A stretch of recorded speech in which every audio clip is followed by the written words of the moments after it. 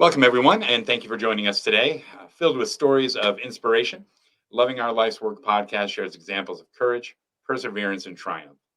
Our guests are examples of people who are actively living their life's purpose, and they've come to share with us the vision of their life's work so that we can learn to give ourselves permission to live ours.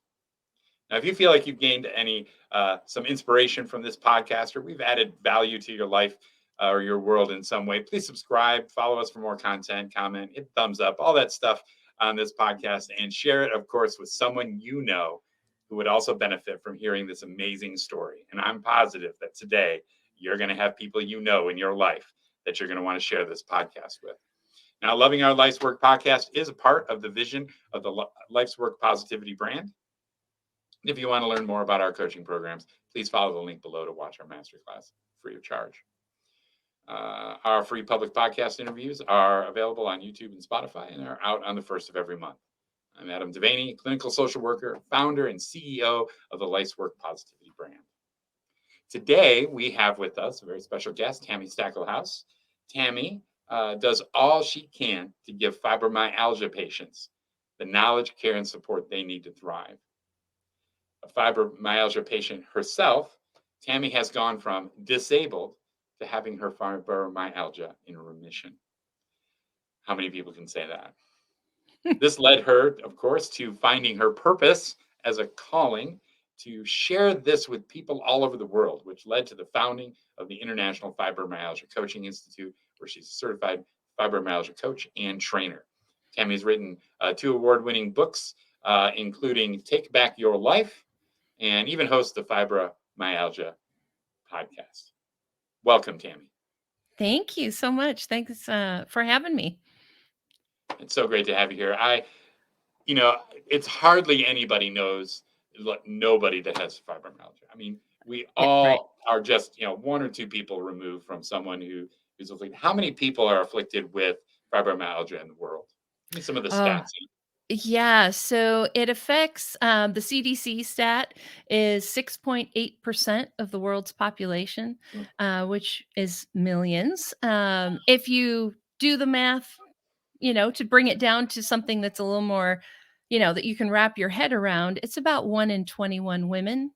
It does affect women more than men. So, 1 in 21 women is really the main stat. But I think as we as we go along, as we get more men diagnosed, I think we're going to find that it's pretty split 50-50 men and women.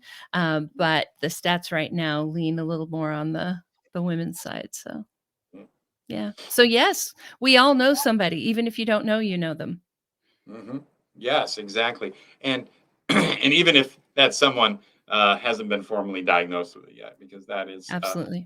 often a challenge I hear from my friends about getting properly diagnosed for really autoimmune diseases such as fibromyalgia. It Yep. is technically an autoimmune disease, right?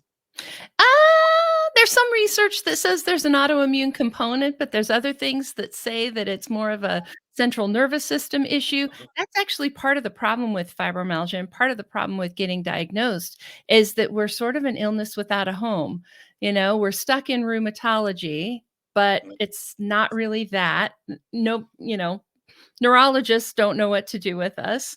So yeah, that's part of what we need to figure out about fibromyalgia is what exactly is this? What causes it? And then how do we get better?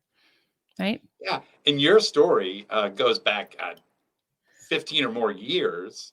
Yeah. Really, when in your book, you talk about how really you seem to have really settled on the reality that you've experienced this most of your life on some level. Yeah. But about 15 years ago, something for you really shifted. And would you mind sharing that story with our audience? Yeah, absolutely. So just to kind of give people a little bit of a timeline, when I was diagnosed in 2007, and for that first couple of years, not a whole lot happened. It was kind of treading water, trying to get through the day, right? I even got to a point where I decided I needed to file for disability because I really couldn't take care of myself. I couldn't take care of my house. Like, that's what disability is for. So I filed for disability in 2008. And in 2009, I had this vision of where my life was going, and it wasn't the direction I wanted it to go. It was like everything's downhill from here, and that's not a nice place to be, right? So I went to my doctor and I said, "This isn't what I want for my life. What else can we do?" And she introduced me to a health coach in her office, and working with that coach over the next 6 months, like, everything changed for me. And that's when I finally started to improve, not just tread water, but actually get better. And then eventually, became a coach and decided I wanted to pay that gift forward to people. But that was really, for me, the turning point, was that vision that I had, just, a split moment of, if I don't do something different, that's the life I'm going to end up with. Right. What was the feeling in that moment? What if you could name the emotions in that moment? It sounds like it was probably a complex mix of them. What names would you put on those? What were you feeling at that moment? The first thing that pops into my head is dread, right? Like, Mm, that's not what I want. And yet it also seemed so inevitable, because I was doing everything that I knew how to do. And so I knew something had to change, but I had no idea what that thing could be. So it was, I think dread is a very, you know, not really afraid of it, but like, this is inevitable. It's going to be bad. I'm not going to like it. Here we go. and that is dread is a powerfully dark emotion, Yeah. right?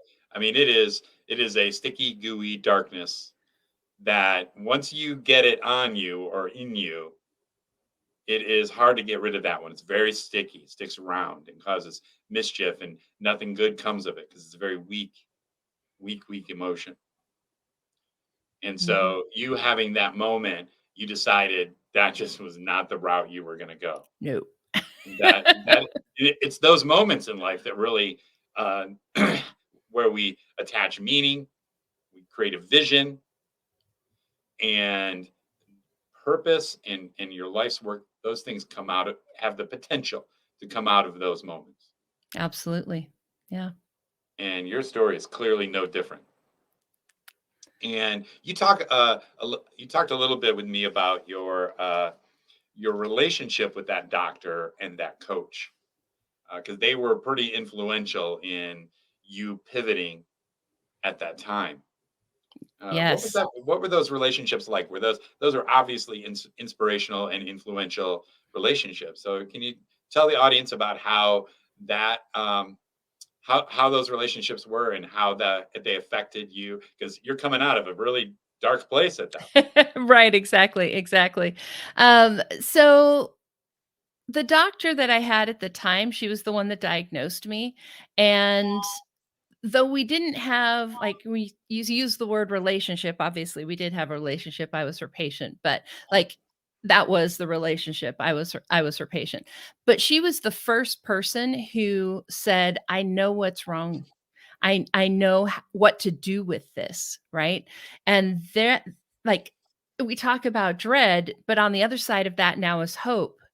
And that is such a powerful thing. Like, that's what I'm here for, is to encourage hope for people. And that's what she did for me.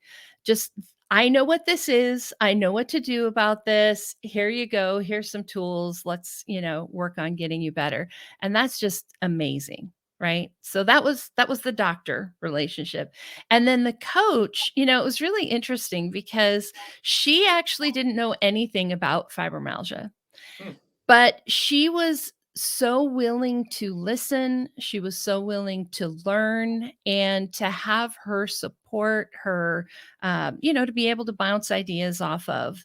This didn't go so well. I ended up in a flare. What could I have done differently? Or why am I not doing these things that I know that I need to do? Right. And really just having that person 100% on my side to help me get where I wanted to go. And there were times where she sort of held that vision for me.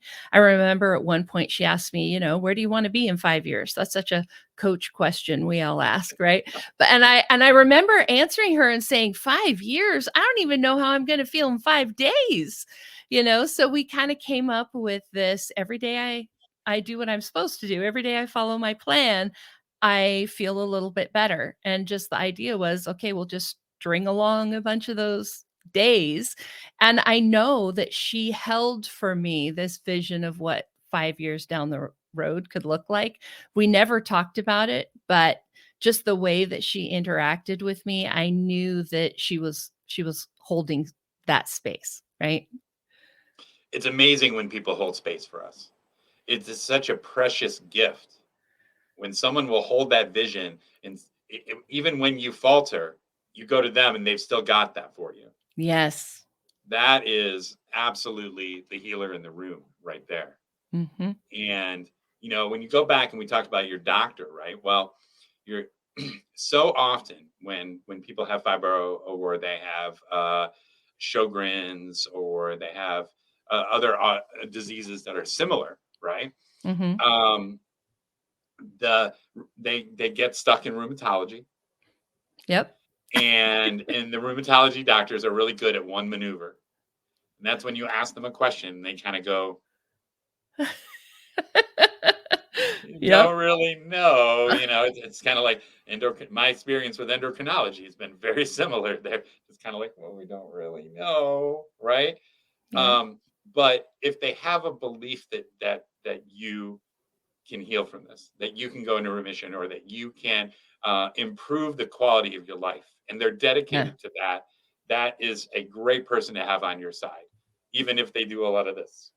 Right, exactly. Because let's be honest, there is a lot that we don't know, right? So there is a lot of that, but that doesn't mean we can't also know things that we can do to get better, right? Like we don't know what caused fibromyalgia, but I know a lot of stuff that'll help get better, right? So living in that gray space between knowing all the answers and And as a patient, it's kind of the lived experience of people to live in that space themselves, right? Like, they Mhm. don't have all the answers. They just know kind of what's going on, and some days they feel good, and sometimes they really don't, right? Right. Um, and it's up to the patient to manage that on some level. You told a story about being in it was one of the British Isles. Where was it? Oh, yeah, well, I was in Scotland. Mhm. Scotland. And I'd really like you to share uh, that story with our audience. And the reason I want you to share that story with our audience, because this podcast is all about giving people permission, Yes, okay, to take care of themselves, to live their dreams, to cast a vision for their life, right? And how do you do that? I'm telling you, self care is it, everything. right? Yep. Without that, you don't have anything. So, please share that story with our audience. Yeah, absolutely. So I totally agree with you. Like self-care is kind of the answer to almost everything. But most people don't have a good idea or a good model of that. So I think one of the things that we can do as individuals is when we're practicing our own good self-care, we're doing that obviously to take care of ourselves, but the other side of that coin is we're doing it so that other people can take good care of themselves, right? And so the story you're talking about, I had gone to Scotland with a group of coaches and authors. Our publisher was hosting an event, and it was like 3 days long. It was, from the time we got up to going to bed late, like it was, retreat, right? And so there's a lot going on. And I still have fibromyalgia. It might be in remission, but I also know I need to like not push myself. I want to stay feeling good, right? So I'm really conscious of how I spend my energy. And on that first day that we were there, our publisher had brought over some Highland dancers to teach some Highland dance. And I participated a little bit, but mostly I just watched. And I did that because I knew this is the first day, right? I can't give it all on the first day. I've got to hold some back for the other few days. And I had a lot of people ask me, are you okay? Are you okay? Yeah, I am totally fine. I'm just saving my energy. And as the retreat went on, there were a lot of instances like that where I chose to participate maybe in a smaller way than other people were. And by the end of the retreat, a woman came up to me and she said, I've been dealing with this medical issue. Actually, even before I came to this retreat, I've been dealing with this issue and I've just kind of been ignoring it. But watching you take care of yourself, I've scheduled an appointment with a doctor. I'm leaving the retreat early. I'm going to go get this taken care of, get this looked at.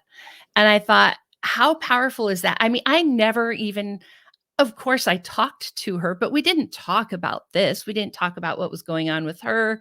She didn't ask me questions like, how do you take good care of yourself or anything like that. It was just truly by watching me take good care of myself, gave her permission to go take care of this medical issue she'd been dealing with. That's so awesome. I love that. And the reason I love that is that we never really know who's watching us. Yep. There are people who are out there, and I say this to our audience, right? There are people out there hoping you win. There are people watching you because if you win, they'll give themselves permission to win. And Right. that is awesome. And we never know who those people are Yep. until sometimes they come up to us and they're like, you know what, you inspired me to do this. And you're like, oh, I wasn't even trying. Exactly. I I was did. just How did I I was, do that? I was just being me, like Yeah, yeah. I mean, and how powerful a thing is that, right? Inspiring people just by being yourself, right? And I think that actually is the answer. The more of ourselves we can be, I mean, we all have our own light to bring to the world, right? And when you try to be somebody else, you're clouding that. So the more you that you can be, the better it is for all of us. and the listeners of this podcast will know there's a thread that seems to have shown up and weaved itself through all of my episodes. And that is the thread of authenticity, Hmm. of so many factors in our lives. Almost all of civilization itself is trying to get us to veer off of and drift off of who we are. It almost seems like every force in the world, it seems to be Hmm. designed to try to get us to do that in one form or another. And when we can stay as close to that path as possible, and when we can be as to the best of our ability and our authentic self, therein lies our path. Hmm. Therein lies all our blessings, all our stuff that is effortless, like the wind blowing or the grass growing. Yes. Right? There are inputs to that, but it's still it's going to happen. And that's where we find our purpose. That's where we find our life's work. That's the space we can hold for ourselves to cast our vision for our life. And we never know who's watching. Never know. Yeah. Yeah, that's awesome. I love that story because there was another person that was hurting and they Hmm. were looking at you for permission to not hurt. Yeah, exactly. And Exactly. there you were, just being authentic, Hmm. and you inspired them. I love that. Um, so, who else have you met in your journeys along this path? Because you like as a therapist, right? Like I interact with all kinds of great and wonderful and talented therapists. Like who else have you met? And once you were there, once you had that vision, and once you knew what you were going to do, and then all the things started coming in lining up because you were holding that vision. Who came into your space that just continued to inspire you? Oh my goodness, so many people. I mean, of course, and you know this as a therapist, my clients, right? I have Mhm. learned so much from them and it is such an honor to watch their lives transform, just how brave they are, how open they are to trying new things. Like, it's just every day I am reminded of what I need to do as I help my clients, right? And I feel like that is part of the key to me having my fibromyalgia in remission, is because I'm working with people every day who are also working on it, right? So it's a great accountability piece, but also just to kind of keep you inspired, keep you motivated, keep you doing the thing, because there are no days off when you have a chronic illness. Like, it's not like you can go take a vacation. And so after a while it gets hard, and being in that community, that definitely helps. So I definitely would say that my clients are a huge piece of that. I've also met, of course, a lot of really amazing doctors who are actually helping this community. And I'm honored to be able to call some of them friends, doing things that aren't work things. Actually being able to be friends with them has been such a cool thing. And building those relationships in such a way that, not just on a personal level, but also more on a professional level. Like, I can text a cell phone number and say, "Hey, I have this question. Can you help?" And that's such an amazing resource. And just the generosity that they have inspires me to also be generous, right? And then the other fibromyalgia advocates, I just did an interview yesterday for my podcast with one of these women who is going to Capitol Hill, meeting with legislators to get more funding for fibromyalgia. It's, and things like that. I mean, we all have our own role to play, our own part to do. So I'm not going to say I couldn't do that. That just doesn't happen to be part of what my mission is, but it's hers. And her passion and her drive to accomplish this, to uh, change research, change how doctors are taught, change all of these things. It's amazing, and it inspires and kind of keeps my own passion, my own flame burning brightly. My area, of course, is helping the individual patients, but it's all part of the bigger picture. And I will say too, fibromyalgia is how I met my best friend. So we were at a conference together, sat next to each other, and it's been amazing. That's awesome. So great things happen when you are in the active service to others. Yeah. Yeah. Great things. Like the stars just seem to line up when you're in service to others. Yes. And Yeah. every day I do some journaling every day. Um, and the third thing that I write in my journal every morning is I always show up with a servant's heart. Yeah. Why do I Yeah. write that? That's not my natural state. At least that's not how I was socialized, or like that's not the person that came out of the socialization in my society. But it is the ideal. It is the Mhm. ideal. It is what reminds me to be that person and to Yeah. show up as that servant. And when we're in service to other people, the ability for us to have that focus off ourselves for a little bit. I say this as a psychotherapist, right? Mhm. Is so liberating on a heart level Yes. to be in service to other people. And then to be able to surround yourself with other servants. What a wonderful gift to a life. Mhm. Mhm. And it just sort of amplifies the positive effect. Yes, yes. If you think about, we're the average of the 5 people, around us, whatever that Oh, we saying are. is. Um, who are you surrounding yourself with, right? So speaking as a fibromyalgia patient, a chronic pain patient, it is easy to surround yourself with negativity because this isn't fun. right? Being in pain is not fun.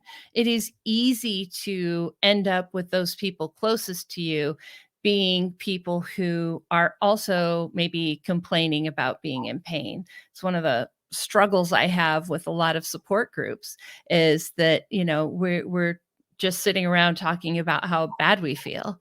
And I want to move out of that place, right? I want to move forward. So how do you then surround yourself with people who are thinking that way? How do we yes, embrace the situation that we're in because we have to do that, but also how do we move forward out of this place? How do we make our lives better? How do we feel better? How do we, how do we solve this? How do we fix this? And looking at I always tell people, your world doesn't revolve around your fibromyalgia. It actually revolves around your healing, right? Mm. What we do might look the same, like me sitting there not participating in Highland dance might look the same, but there's a very big difference between the person who is sitting there thinking, I can't do this because of my fibromyalgia and the way that I was sitting there, which is I'm sitting here so that I can continue to feel. We were, gosh, what were we talking about? We're talking about your world revolves around your healing, not your illness. And so I think what you're getting at when you're talking about that is that we as humans, because of the way that our brains are structured and the way that our our our our ego works, not in the bravado sense, but just in the general ego sense. The way it works is we like to create narratives around things. And if by chance our narrative begins to drift in the direction of victimhood, it can kind of spiral out of control. And then the ego kind of grabs onto that. It becomes our identity. And when that happens, we really fall into negativity. Mhm. And that over identify that narrative that over identifies with the suffering Right. is so destructive. It's why in my therapy practice, I don't do group work because groups kind of tend to go that way. And I am extremely solution oriented. Mhm. And so there was some research that was done on um, coping strategies, right? And what they found was that there was two, generally speaking, there were two types of ways that people um, coped. One was what we call emotional coping, right? Emotional coping is really highly identifying with the emotion, wanting to express the emotion, the need to be heard and validated. And in the in the other coping style was solution oriented. And the interesting thing with the two is that both people who are using one style or using the other style are still experiencing the same emotion. It's what they're doing with it. Mhm. And it turns out that solution oriented coping is way more functional. Yeah. It turns out that those people actually have much better lives, right? And much more functional lives and by several metrics that they used in the study. And that people who focus on the emotion as their way of coping, um, kind of in a sense have a higher chance of just eventually repressing that emotion because there's no solution, there's no letting that go, there's no release to that. It's just emoting for the sake of emoting. And I feel for people who do this. I see this in my clients on a regular basis, um, and I work to move out of that. That's part of the cognitive behavioral therapy. Um, but when people are suffering from a serious illness, that's the trap. Mhm. There's a trap there, and people can get stuck in that trap. And I'm sure that you've seen it in your work. Absolutely.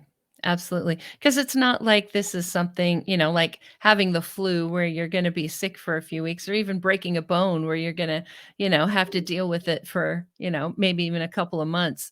This is for the rest of your life. Even having my fibromyalgia in remission, it's something that I'm still always thinking about, how do I stay there? Mhm. Right? And how is this thing going to affect me? How is that thing going to affect me? If I start to feel like I'm sliding, how do I get back to my baseline? It's always there, right? Mhm. And so it can, of course, it can be very easy to get caught up in the, pain 24/7, being exhausted, the brain fog, all of it, right? And then we go to doctors who don't know what to do with us, right? And that doesn't help either.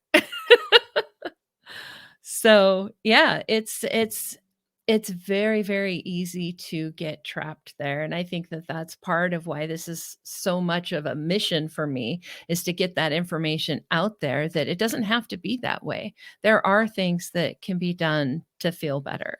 Mhm. It's possible. Give you a little bit of that hope. And so on that topic, um, so you filed for disability in 2008, right? Right. Yep. And then you found the support, the coaching, the elements that you needed. And we'll talk a little bit about all those different elements in a Yes. little bit. Um, but I want you to share with our audience what it was like when your disability finally went in front of the judge in 2010. Mhm. Tell me about that day. Oh gosh. So, I mean, I filed disability because I needed to. The moment I made that decision, I was sitting on my stairs. I was trying to vacuum them because we had company coming the next day. I was in the same pajamas I'd been wearing for a week, and I just started bawling. And I'm like, I can't take care of myself. I can't take care of my house. Like, okay, maybe this is what disability is for. So, and then fighting that, like, it's a process to get disability. And at the same time, not stopping trying to get better, right? Like, that's also a tricky thing. Here I am filing to say I'm disabled, and I'm also trying to get better, you know? Um, so when I got the notice that it was time, finally had a hearing in front of the judge, I I thought to myself, "Why, what am I doing?" Because I feel so much better, right? And it was just, I don't know, so many emotions, right? Feeling a little bit like a fraud, right? To be honest, Mm, because at that stage, I was not disabled, right? And I did not know at the time, but just for anybody who's listening, you can file for disability for a period of time.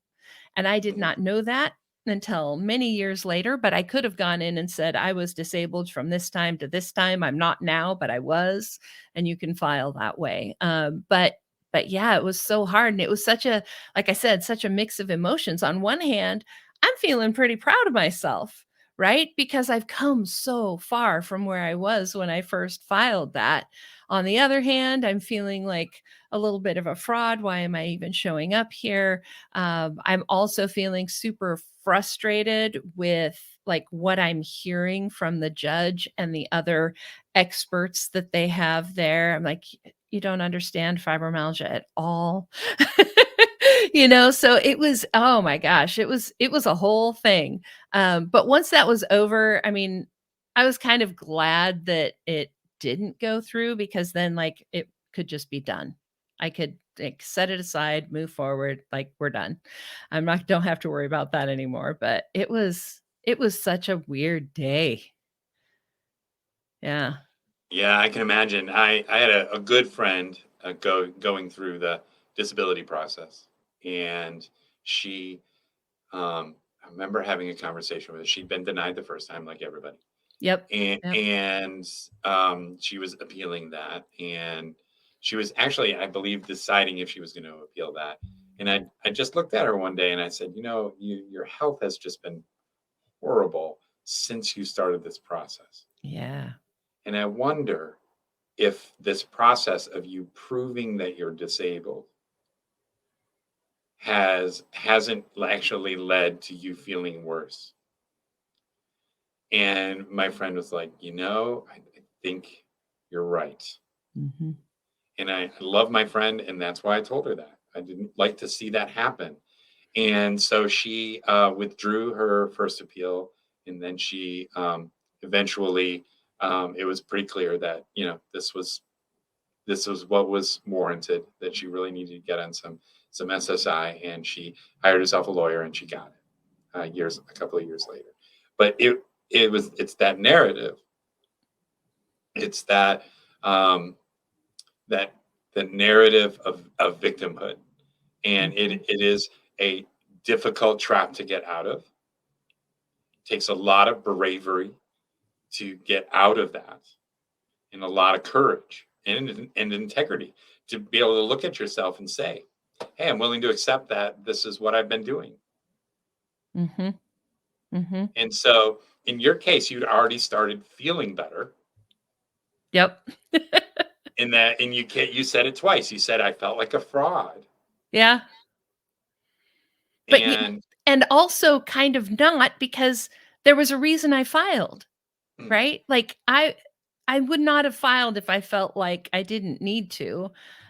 But then, getting better, and yeah, it was just such a mix of everything. So hard.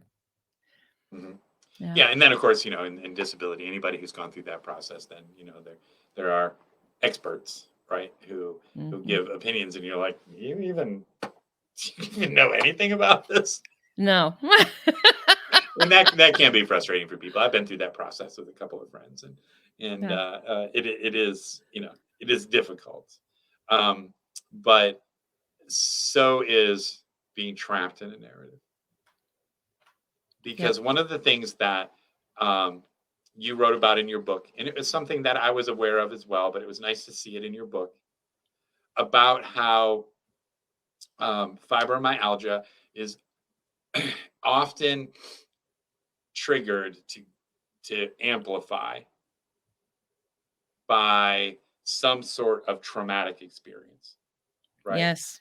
Mhm. And it could be like, let's see, chronic stress, My story. stressful job or living situation. That was your experience, right? Yep. Yep. Yeah. Ugh. How many people are living that, right? Yes. Um, Emotional trauma, right? A loved one dying, divorce, loss, right? Um, some sort of acute illness, pneumonia, right? Cancer, or something like that. Physical injuries, like that kind of physical trauma, falling, motor vehicle accidents, surgeries, right? Yep. Especially when you're talking about them, it doesn't say in here, but including anesthesia, which everybody responds to differently. Yes. Yeah. And then, of course, the emotional, physical, or sexual abuse, which is all too common in our world, always has been. Yeah. Yeah.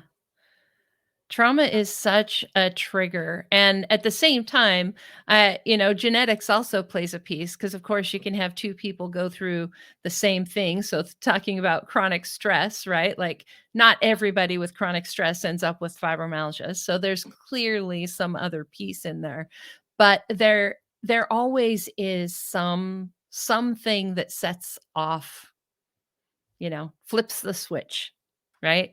Some sort of trauma, mental, physical, emotional, an illness, whatever that list you read. And often our healing comes through also dealing with that trauma. I mean, you I had a client who was in a very, very severe car accident, broke almost every bone in her body, lost an eye, like, it was very traumatic, and, of course, there's emotions tied to that as well, and there's thoughts about our bodies, about the situation, about our pain. Like it's never just the illness itself. It's all these other things too. And at the same time, there really are things going wrong in your body, right? So, like the ACEs score, adverse childhood experiences, a lot of people with fibromyalgia have high ACEs score. Mine happens to be 0. Mhm. So, like I said, it's some kind of trauma, but not always the same. And, trauma's in the eye of the person it happens to, right? What's traumatic to me might not have been to you. So you also have to be sensitive to, what was traumatic for you about that. And, including that as part of your healing. Yes, because trauma, loss, illness, right? Hurt, abuse, these sort of things. When we go through these things, I like what you said. That two people go through the same type of trauma and have two totally different experiences with it. And it's really, how do we handle those emotions, right? And how we handle the emotion is going to be how we create our meaning around those experiences. Right. We are, as humans, meaning making machines. That is Yes. it's our thing, right? And we have a very, very, very well developed emotional center in our brain, that sits right down below, our long term memory, and then, of course, our overthinker, right? And so, how we process those emotions in the long term is going to define our relationship with that trauma. I work with people all the time who I work mostly with people on relationships, traumatic relationships, or relationships that had some sort of a loss in them, associated with them. And I work with people on a deep subconscious level. Okay. Because what happens is we have there's three parts, right, to a healthy relationship with emotions. Create the vibration of the emotion. We all know it's energy. Everything Yep. is. The air I'm breathing right now is energy. Mhm. Everything we are. So, and emotions, it's energy in motion. It's emotion. It's what it is. So, creates a vibration of the emotion in the body. We can do that ourselves, or we can pick that up from somebody, because that's our empathic blessing gift as humans, right? Yep. And and occurs at times. Yes. And then we feel the emotion, right? And when we feel that emotion, that's our message. It's a simple message. It's really a binary message. Things are how we would like them to be in our environment, or things are not how we would like them to be in our environment. It's just a message. It's a messenger. And it is actually, I believe, a beautiful and wonderful messaging system, because it's very effective at getting the message across.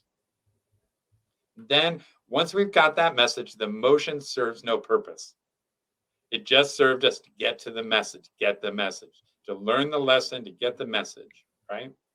Then in a healthy relationship with emotion, we release it. Like walking across the floor, carpet, in your socks, the first person that you touch, you're going to dissipate all that energy, right? My And cat gets that a lot.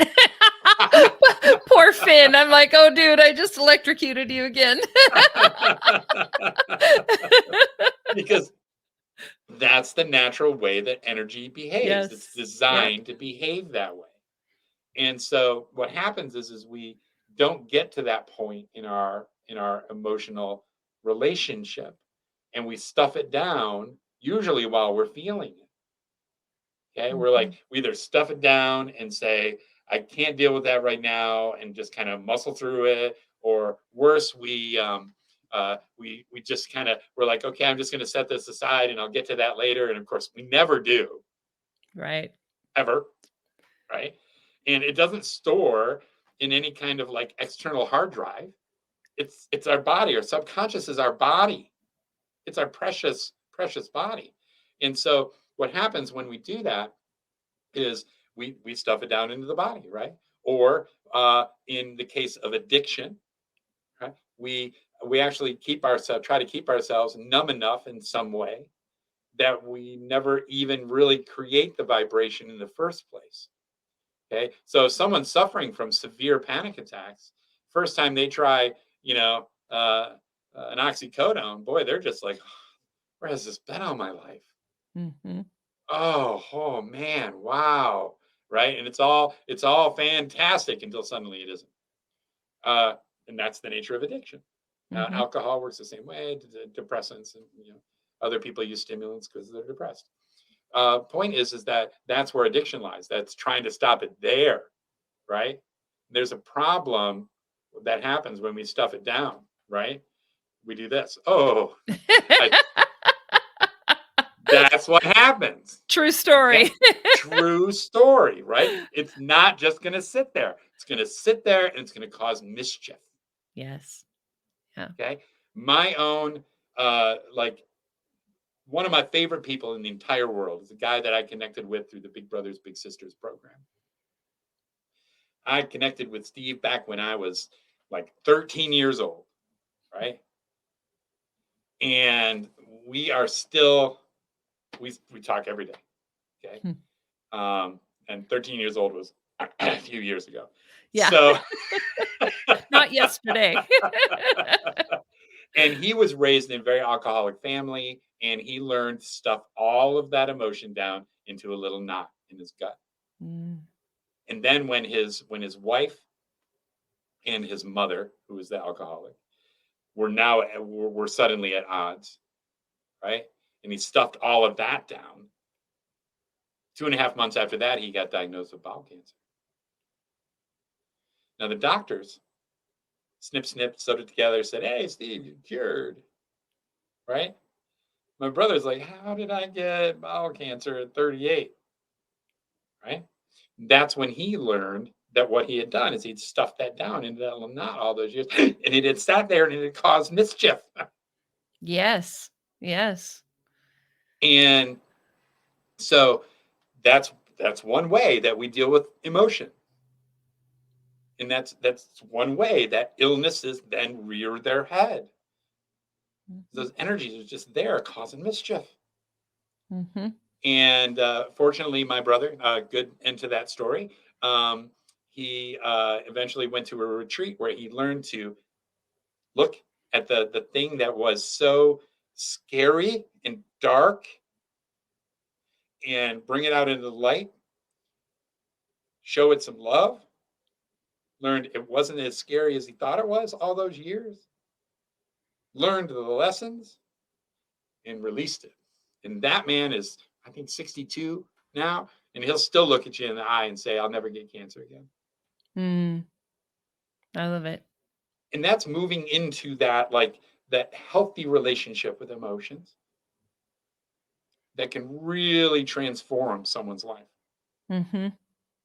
And as you were talking about that, thinking through the lens of a chronic pain patient, you could almost entirely substitute emotion for pain, like physical pain, Hmm, right? How we deal with pain, or do we avoid it, right? Do we use avoidance behaviors? Do we self-medicate? Do hmm, we ignore it and push through anyway? Or do we befriend it? I mean, I'm not saying you can just let your pain go, right? Like there might be a reason for your chronic pain that's not psychosomatic, and maybe you've got degenerative disc disease or something, like, who knows? But you can let go of all of the extra emotion we attach to that pain, right? The drama that we attach to it, what we think that pain means, we can let that go. And that actually reduces our pain levels, because we have a certain amount of pain and then we add all this other stuff on top of it. And when we can let go of what we've added, then we're back down to that lower level of pain.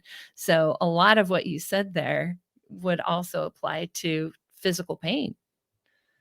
I love that. I was just working with a client yesterday who's had debilitating bulging disc in his back since just a couple of days after the holidays last year. Mm. He comes from a family that doesn't celebrate holidays. His first wife was a Jehovah's Witness. She didn't celebrate holidays. And there's only like 2 kind of secular holidays that his new wife, celebrates. And so they were celebrating Thanksgiving, and then just with like her family coming over and all the drama that came with that. And all of a sudden, a few days later, he couldn't get off the couch. Mm. And I'm like, have you considered that this might be emotional? And he said, it's like every time I argue with my wife, my pain is a lot worse. Yeah. And I'm like, okay, I think we're onto something here. Right? Even his doctor said, I think there might be something emotional about this. And that is rare. It Okay? is. And you Yeah. said something that you said the drama attached to that. Yeah. Yeah. That is how I think of it.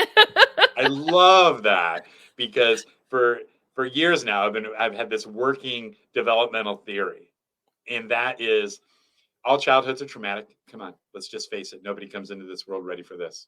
Mm-mm. No. Society is a weird place. Okay. And then adolescence is where we live out the drama from the trauma. True. Yep. And we're free to do that until we die. In fact, it might even be argued that we're kind of an adolescent species. Now, Mm-hmm. there are some people that make it to adulthood. And what they do is they learn to do that inner work, to deal with that trauma, and then to release the drama behaviors.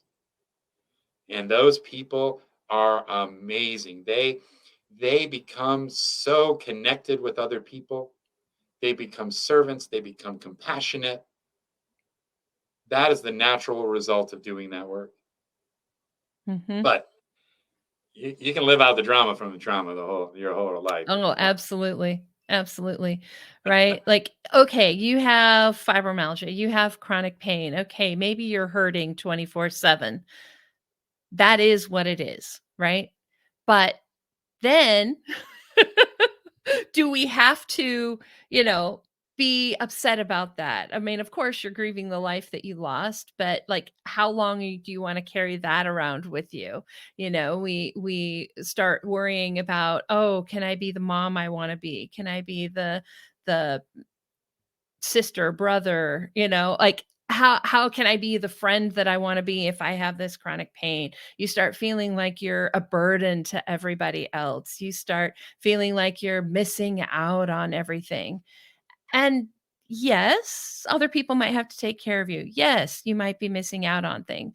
But how we think about that changes our experience of the pain, literally. And I think it is just so important to make sure, first of all, I'm not saying that fibromyalgia is a psychiatric disorder. It is not. There's really things going on. And I don't think that you can just think your way out of fibromyalgia. Like there are things that need to be fixed. But there's also a whole lot we're adding on to that and piling on to that we can fix and we can get rid of. So yeah, it's an important thing to be able to face that, like you were saying earlier. It can really feel like you're a victim to your illness, of even sometimes even a victim to your own body, right? And how do we shift away from that and take more control over our own lives and the choices that we make?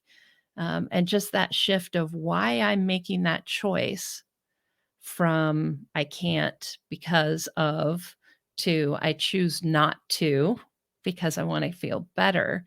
Like just that one shift changes everything. And it's a little win, right? And so one of the things I loved about your book, okay, and it's behind you, I know, and I'm going Yeah. to put that up here. Take back your life, people, right? Because there's a lot of philosophy in this. It's not just techniques. It's not just when you said in your book that there's no one thing that'll fix 100% of fibromyalgia.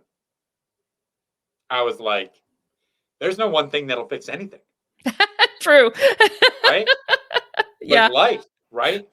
And then you said, it's better to think about it and doing 50 things that give you 2% success, Yeah. or something that gives you 4% success 25 times. Mhm. And I thought, that is life. Yes, it is. And how often do we give up on those tiny little wins, right? Because we are looking for the magic bullet. And so this didn't help enough, so it didn't work for me. Instead of keeping that and then, okay, now what can I add to it? Right? Yeah, that's incredible. When I think about stacking little wins in life, Mhm. when I put together my coaching program, I spent a year and a half stacking little wins. There was no big win. Mm-mm. And it was learning this app and learning that app and creating the copy for this and creating the mission to start with and holding that vision and doing a little bit here and a little bit there. It was all just stacking little wins. Yes. So it turns out treating fibromyalgia is a lot like treating life. Right, right, exactly. I mean, that's how I ended up in remission. I mean, it wasn't like I went to some magical place and had some magical treatment and magically was in remission. It was the 2%, the 4%, the hanging on to every little bit that I could get, and how do we put this together? Same way with building a business, like you just said. When I started off, I did not think I was going to write 2 books and produce a movie and have a podcast and create a coaching. I probably wouldn't have started, let's be honest. Like, that's a lot. But it was just, again, one step at a time, little bit at a time. I totally identify with the tortoise and the hare. We just keep going, very slow, very steady, just little bit at a time. If you're a what about Bob fan, then baby steps down the hall. Uh, that's how we do it. That is how it works. Yeah, and that's when I started journaling in the morning. Okay, started creating my morning discipline and ritual. I realized every time I did that, I was stacking little wins for the day already. Mhm. When I get up and I get 32 ounces of water, and then I stand in front of my infrared light for 15 minutes. And then I go get another 32 ounces of water and I sit down and I do my journal. I am stacking little wins. Each one of those things adds up over time. It's not like I'm going to have this big moment where, like, occasionally you get a few big wins. Occasionally. It's not the norm. Life No. really is a whole bunch of little wins, and you just got to stack Mhm. those up and keep stacking them up. And, uh, 52% wins is 100%. Yeah, exactly right. And how just as you're talking about your morning routine, like, you probably didn't even start that whole routine all at once, right? Like, Yeah. maybe you started drinking a cup of water and that was the whole routine. Right? And so we stack those habits that are all, it's just a way to multiply those little wins that we can get. So, for if you're listening and you're thinking, "Oh gosh, that's nice that they're doing that. That's nowhere near where I am." Just that you have to start where you are, right? What is that tiny 2% difference that you can make right now today that get you closer to where you want to be? And Yeah. then, when that's good, add another thing, you know? Yeah. I love that. That is absolutely how you win in life. That's how you win in physical illness. That's how you win in life. Yep. And I love that. That who would have thought that life and fibromyalgia were so similar? I know, right? Uh, We're kind of coming to the end here. So I just want to say, do you have any last thing that you really want to share? Any last perspective that you really want to share with our audience that that just means a lot to you, and you really feel like you really need to get this across? Yes. So first off, if you have fibromyalgia, no matter what you may have been told, you can get better. How much better depends on a whole lot of things. That's a whole nother podcast. The fibromyalgia podcast, by the way. There'll but be a link down below. but do know you can get better. You probably need to do some different things. You probably need to have some new people on your team.